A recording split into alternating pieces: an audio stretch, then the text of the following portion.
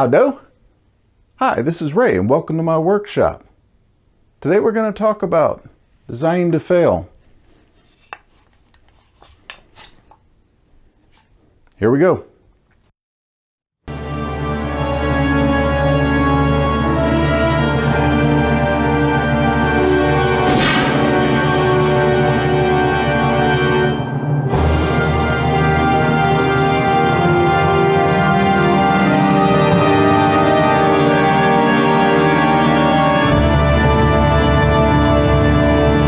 Episode 002 of the Great Guitar Build-Off Spy Guitar Travel Guitar.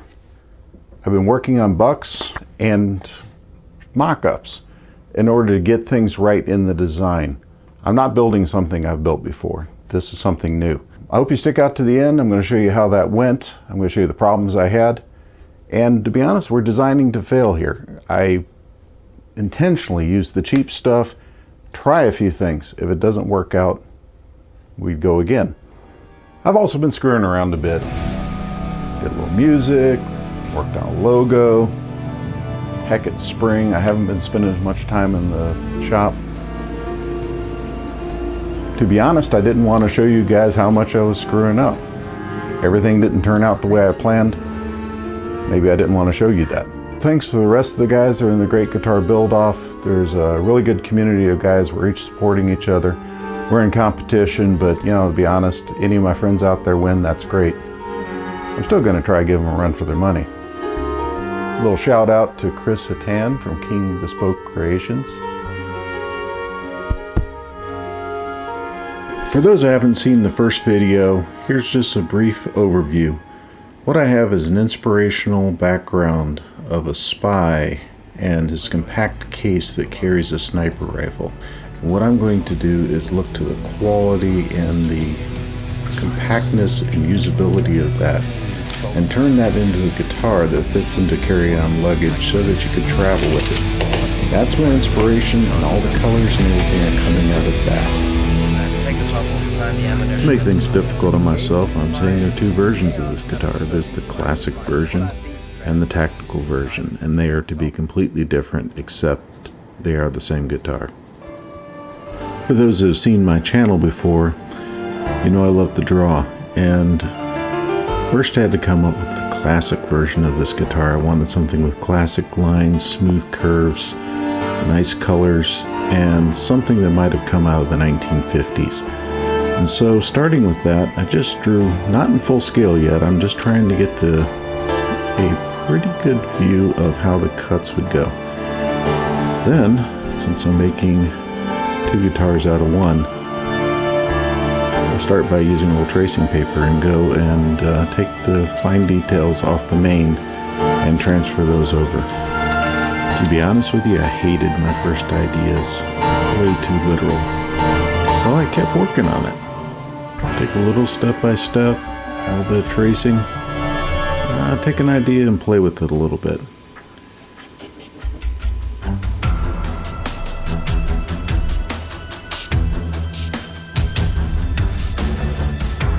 This is turning out way too literal. However, notice I've gone to headless design for the second tactical version. I like that part.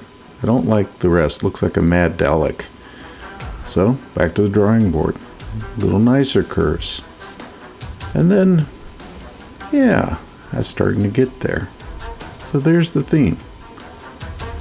Of course, none of this is going to work if I can't get a removable headstock and a removable neck, and I want to get this so it rotates into position and it's easy to assemble. There's the challenge.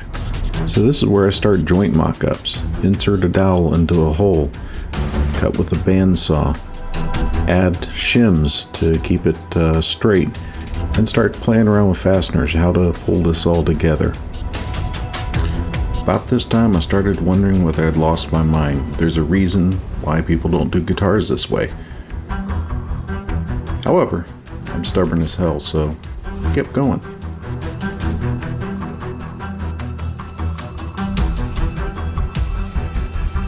I won't bother to tell you how many iterations I went through, but eventually I came up with a joint I liked, moving the pivot point up to the top. And then I started including magnets into the joint to aid with the assembly. Really knowing that I would need fasteners in the end, but I could figure that out in more drawing. But I needed a concept that worked, and this worked pretty well. Now that I had my key technical problems solved, I switched back to full scale. And you guys have heard me talk about this, but I love doing work in full scale and drawings. It's amazing what comes to the surface when you do it this way. It's just a very pleasant activity for me. I get CAD. I can do CAD. This is better for me. So once you've got the design, it's time to go back to full scale in wood. This time you're going to build a buck, and in this buck you're going to attempt to hit all the key functional areas correctly, but don't bother with making it pretty. It just basically has to work. What we got here is the world's cheapest, sloppiest neck. All I'm doing is building the mule. Rough cut. I'm actually trying to work out how I'm going to do the cuts on the real board later. And I'm just messing around with some poplar. But that gets me in the state of mind of I don't mind screwing up. If I do something wrong, who cares? Well, speaking of screwing up, I don't know what in the world got in my mind that I wanted to do that at an angle. That wasn't in the original plan. It just seemed like a good idea at the time. And in the end, I took that out. But that's why you do these things. And somewhere along in here, I decided to waste some time and create a logo. I don't know why I need a logo. I don't have a real business, but it seemed like the thing to do. So that's where some of my time went. As they say, back to the drawing board. So what I have here is the finished design for the classic. What I have done is made a little bit of a chunky neck joint here, but I'm doing that because this is a removable neck, which is going to rotate in a position. I wanted to have it as stable as possible. Now the next trick is tactical. How do I make this tactical? This is one of two possible bridges I may use. I got my other one on order. Move your headstock, add that up there. I now have a headless. One thing I'm going to keep constant. I'm going to keep the nut here, and I'm going to keep the bridge here. So I'll either remove or make these superfluous because I want to use the same bridge so I can maintain the same scale length and the same intonation no matter which version of the guitar I'm working with, whether it's the tactical or the classic.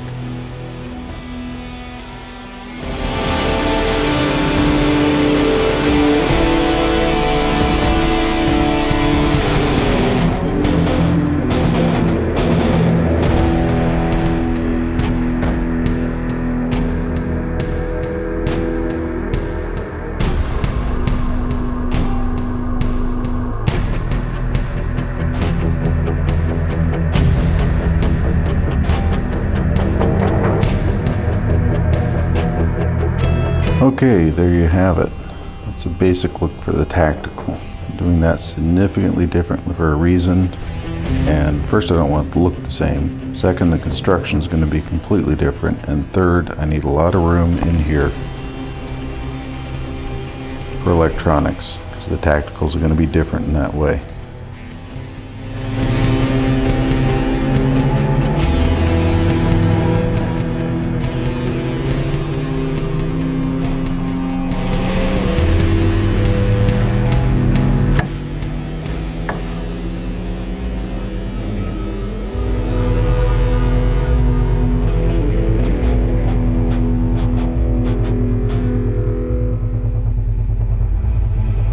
We're going to start with the classic look, and that's got a tune-o-matic tailpiece on it. It's going to be an open-ended headstock that allows me to put one single bolted joint and makes the headstock removable. The back as you've seen, is a magnetic closure, but it's also set up with a single bolt because the magnetic's not going to be good enough. That said, the whole goal here is to be able to very simply loosen up the neck, pull it off, and switch over to another style of guitar completely.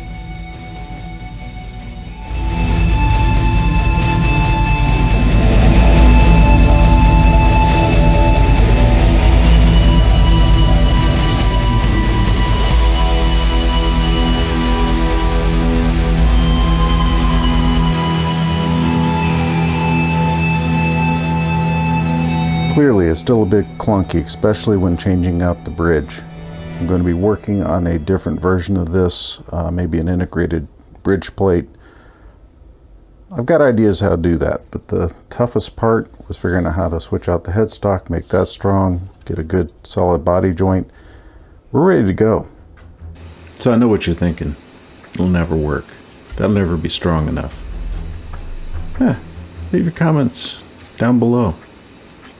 I'm going to make it work. Or you can watch me fail. Either way, you're going to enjoy it.